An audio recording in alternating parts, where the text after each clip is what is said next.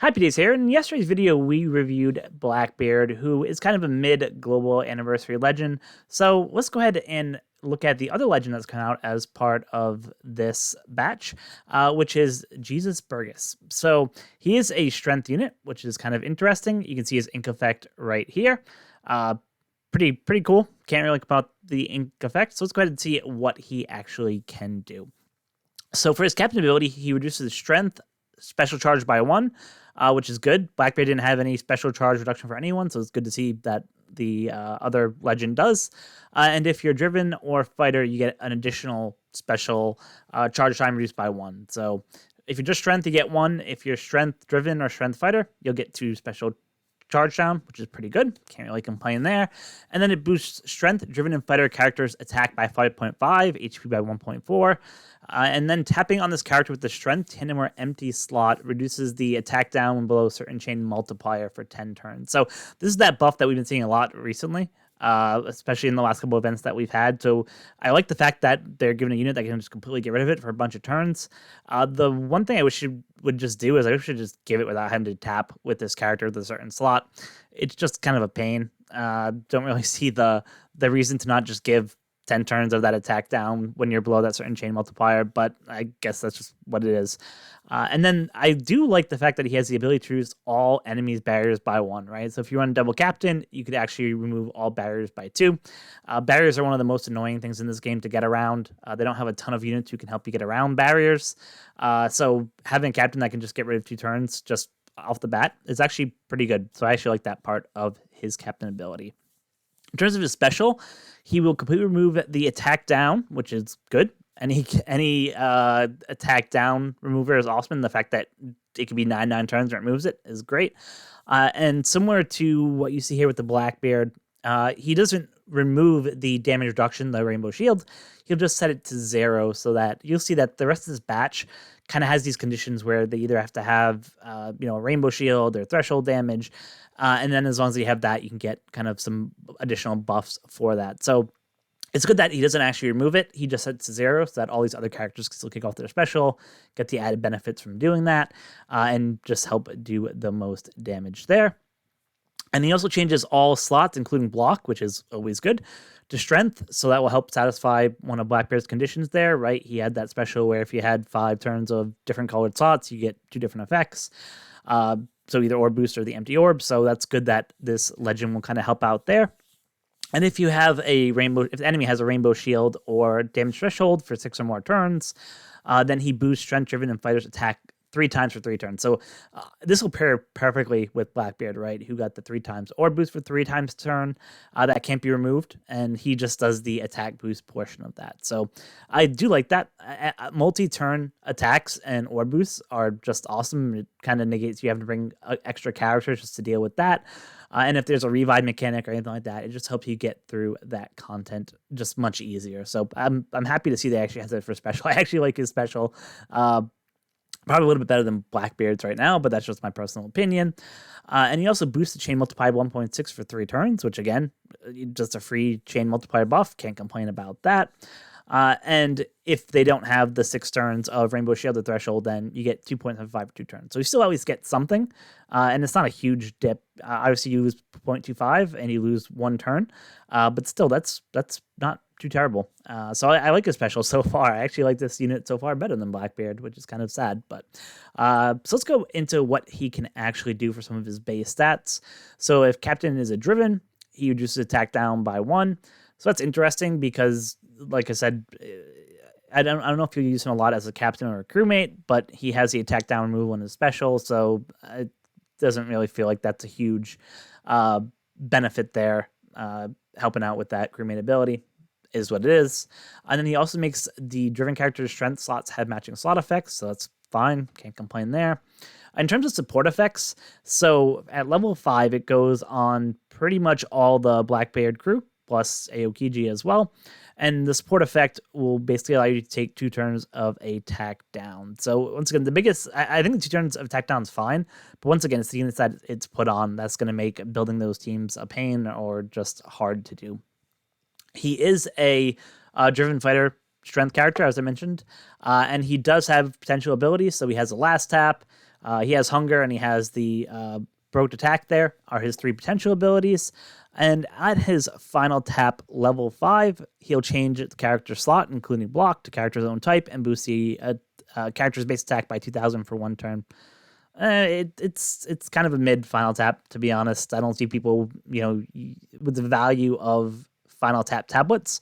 I wouldn't recommend putting any into this guy when there's just so many better final tap units that could just benefit from having that. So final tap's a little bit disappointment, but it is what it is. He does have a super type. And when you have any of the following characters of the crew, once again, it's the whole Blackbeard crew, and you only need 1, which is good.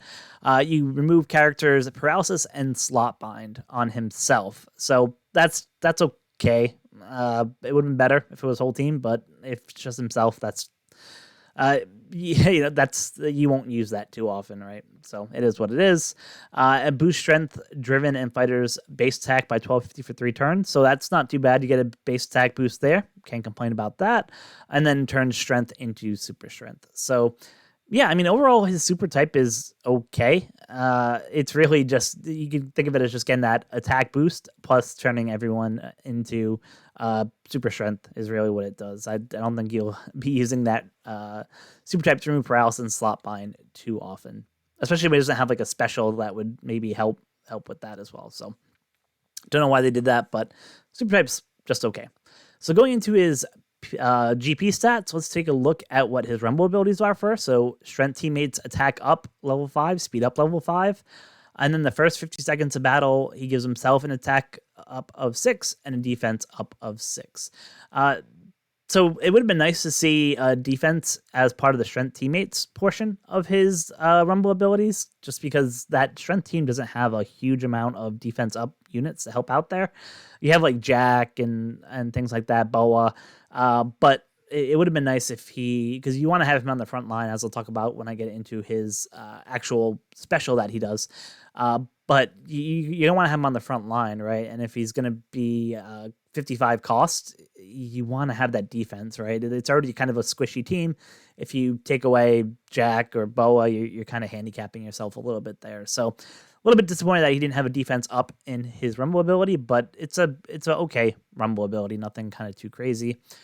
For his special, so there's kind of a 3-part trigger, right? So if you do it within the first 30 seconds of battle, you hit 3 enemies for 2.5 times your damage. If you do it within the first 50 seconds, it's 2. And then if you do it outside of that, it's 1, right? So you have the potential ability of doing, 6 turns of damage if you attack within the first 30 seconds.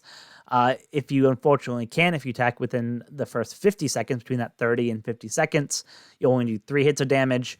And then if you are past that 50-second mark, you only do 1 hit of damage.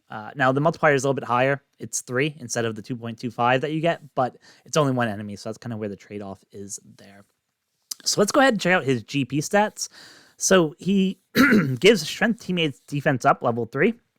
Attack critical percent up, level 4, and he gives driven fighter class teammates speed HP recover up, level 3. So, as I mentioned, his GP leader stats aren't great. The fact that they only boost 1 team is going to hurt him, just because, like I said, I mean, yeah, one of your teams might be a strength team, but then none of your other teams are going to get boosted, right? And if you're facing, for example, like a G5 Luffy who can boost multiple classes or multiple colors, it just doesn't make sense to use this guy as a leader over G5 or any of those other leads that you see out there today.